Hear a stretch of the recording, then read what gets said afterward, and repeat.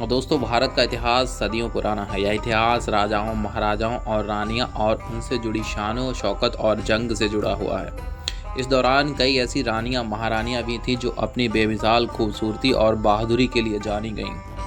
तो चलिए दोस्तों, आज हम आपको अपनी वीडियो के माध्यम से भारत की उन खूबसूरत रानियों के बारे में बताने जा रहे हैं। तो प्लीज़ दोस्तों, आप चैनल को सब्सक्राइब करें और साथ में बेल आइकन का बटन दबाएं और वीडियो को पूरा वॉच करें। दोस्तों, खूबसूरती का कोई मुकाबला नहीं है। भारत की इन रानियों की खूबसूरती भारत ही नहीं बल्कि दुनिया भर में मशहूर थी।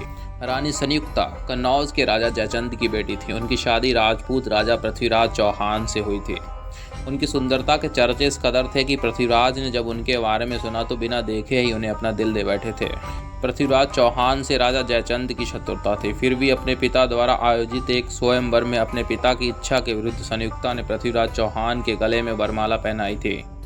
रानी पद्मिनी चित्तौड़ के राजा रतन सिंह की पत्नी थी। रानी पद्मिनी अत्यंत सुंदर थी। उनकी सुंदरता के चर्चे सुनकर दिल्ली के शासक अलाउद्दीन खिलजी ने चित्तौड़ पर आक्रमण कर दिया। इस युद्ध में लगभग 30,000 सैनिक मारे गए और युद्ध में जीतने के बाद भी अलाउद्दीन खिलजी रानी को हासिल नहीं कर पाया, क्योंकि अलाउद्दीन उस तक पहुंच सके इससे पहले ही रानी ने अपनी इज्जत की खातिर हजारों राजपूत स्त्रियों के साथ अग्नि में कूदकर अपनी जान दे दी थी। रानी लक्ष्मीबाई का जन्म वाराणसी के एक मराठी ब्राह्मण परिवार में हुआ था। उनका नाम मणिकर्णिका रखा गया था। झांसी के राजा गंगाधर राव से शादी होने के बाद उनका नाम बदल दिया गया। वैसे तो इतिहास में उनका नाम खास तौर से उनकी वीरता के लिए अंकित है, लेकिन वो बहादुर होने के साथ साथ बेहद सुंदर भी थीं। 1857 के गदर में वह अंग्रेजों के खिलाफ लड़ी थी। वह अपने बच्चे को पीठ पर बांधकर अंतिम सांस तक अंग्रेजों से लड़ी थी। आज इन्हें इतिहास में झांसी की रानी के नाम से याद किया जाता है। सीता देवी काशीपुर के हिंदू राजा की बेटी थी। उन्हें प्रिंसेस करम के नाम से भी जाना जाता था। उनका विवाह कपूरथला के सिख राजकुमार करमजीत सिंह के साथ हुआ था। वह इस वक्त की सबसे सुंदर रानियों में से एक थीं। वोग मैगजीन में भी उन्हें दुनिया की सबसे वेल ड्रेस्ड महिलाओं में चुना था। वह कई यूरोपियन भाषाएं भी बोल सकती थी। महारानी गायत्री देवी जयपुर के भूतपूर्व राजघराने की महारानी गायत्री देवी का जन्म लंदन में हुआ था। वह अपनी सुंदरता के लिए पूरे विश्व में प्रसिद्ध थी। उनका विवाह जयपुर के महाराजा सवाई मानसिंह द्वितीय से हुआ था। वह राजा मानसिंह की तीसरी पत्नी थी। मशहूर फैशन पत्रिका वोग ने उन्हें दुनिया की सबसे सुंदर 10 महिलाओं में शामिल किया था। जुलाई 2009 में 90 वर्ष की आयु में उनका निधन हुआ।